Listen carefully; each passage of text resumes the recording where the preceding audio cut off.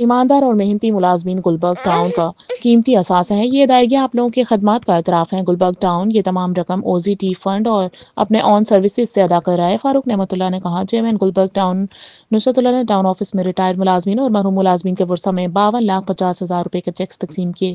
اس موقع پر ان کے ہمراہ سابقہ ٹاؤن ناظم فاروق نعمت اللہ، اکاؤنٹ افسر Muhammad Siddique, budget officer Waseem Ahmed, director admin Muhammad Ali اور دیگر محکمہ جاتی افسران بھی موجود تھے۔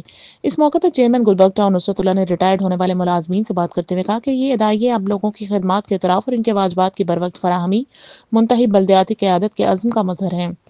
ایماندار اور محنتی ملازمین گلبرگ ٹاؤن کا قیمتی اثاثہ ہے۔ ان کی طویل خدمات کا تقاضا ہے کہ ان کے واجبات فوری اور مکمل طور پر ادا کیے جائیں تاکہ وہ اپنی ریٹائرمنٹ کے بعد مالی مشکلات سے محفوظ رہیں۔ انہوں نے مزید بتایا کہ سب ڈپارٹمنٹوں کی فوری کارروائی اور میونسپل کمشنر عبدالحمید سہا کی کاوشوں اور محکمہ فائنانس کی خدمات کو سراہتے ہوئے خاص طور پر اکاؤنٹ آفیسر محمد صدیق اور بجٹ آفیسر وسیم احمد کا شکریہ ادا کیا، جن کے انتھک محنت کے باعث تمام ریٹائرڈ ملازمین کو واجبات کی بروقت ادائیگی ممکن ہوئی۔